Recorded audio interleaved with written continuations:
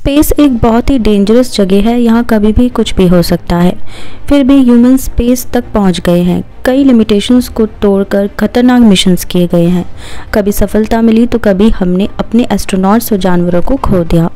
International space station जो धरती से कई सौ किलोमीटर दूर है, वहाँ हर वक्त कम से कम 6 एस्ट्रोनॉट्स रहते हैं। ये सब उन वॉलंटियर्स की वजह से मुमकिन हो सका जो अपनी जान की परवाह किए बिना पहली बार स्पेस गए। आज हम जानेंगे उन्हीं लोगों की असली कहानियाँ और देखेंगे रियल स्पेस मिशंस की वीडियो फुटेज। लाइका, पहला स्पेस ट्रैवलर जानवर। लाइका सबसे पहला जानवर था जो स्पेस गया। इससे पहले भी कुछ मंकी स्पेस के करीब गए थे, पर वो सिर्फ धरती के सब ऑर्बिटल बाउंड्री तक ही गए थे। 1950s में जब इंसान स्पेस जाने की तैयारी कर रहा था तो पहले जानवरों पर एक्सपेरिमेंट्स किए गए। रशिया ने एक 3 साल की स्ट्रे फीमेल डॉग लाइका को मॉस्को की सड़कों से उठाया। 3 नवंबर 1957 को लाइका को स्पुतनिक 2 स्पेसक्राफ्ट में बिठाया गया। लाइका को नहीं पता था कि उसके साथ क्या होने वाला है।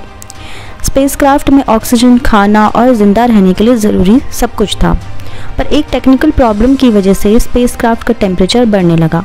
अंदर इतनी गर्मी हो गई कि लाइका सरवाइव ही नहीं कर पाई। 4 आवर्स तक उसने स्ट्रगल किया और फिर उसकी डेथ हो गई। लाइका के स्पेसक्राफ्ट ने 5 मंथ्स तक धरती के आसपास चक्कर लगाया और 14 अप्रैल 1958 को धरती के एटमॉस्फेयर में आते ही जलकर भस्म हो गया। इसके बाद दुनिया भर के लोगों ने लाइका के लिए शोक मनाया। रशिया ने लाइका के सम्मान में एक स्टैचू भी बनाया। हेम चिंपांजी।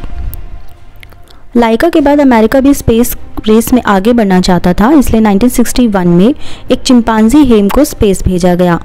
हेम एक बंदर था जो कैमरून, फ्रांस में पैदा हुआ। उसे मियामी के एक जू में बेच दिया गया और यूएस एयरफोर्स ने उसे खरीद लिया।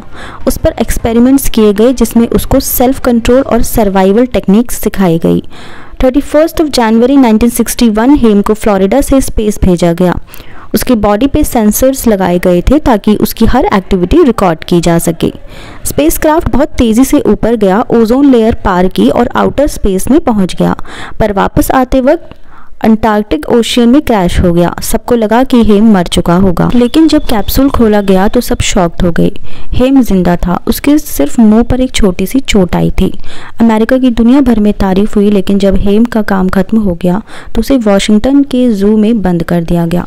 17 साल बाद उसने पिंजरे में ही अपनी जान दे दी। Yuri Gagarin. जानवरों के बाद अब एक इंसान को स्पेस भेजने का वक्त आ गया था। रशिया ने इसके लिए 3000 लोगों में से सिर्फ 20 लोग सिलेक्ट किए और इन्हें यूरी गैगरिन को फाइनल चूज़ किया। 12 अप्रैल 1961 गैगरिन को एक स्पेशल स्पेसक्राफ्ट में बिठाया गया। लॉन्च से पहले उनके असिस्टेंट ने कहा, कृपया वापस आना।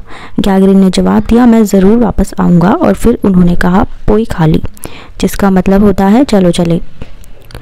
बाइकोनूर कॉस्मोड्रोम से गैगरिन का स्पेसक्राफ्ट लॉन्च किया गया, लेकिन सरप्राइज़ ये था कि वो अपने स्पेसक्राफ्ट को कंट्रोल नहीं कर सकते थे। सब कुछ धरती से कंट्रोल हो रहा था।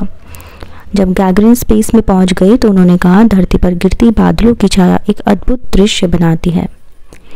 108 मिनट्स तक वो स्पेस में रहे और फिर वापस धरती आने का ऑर्डर मिला।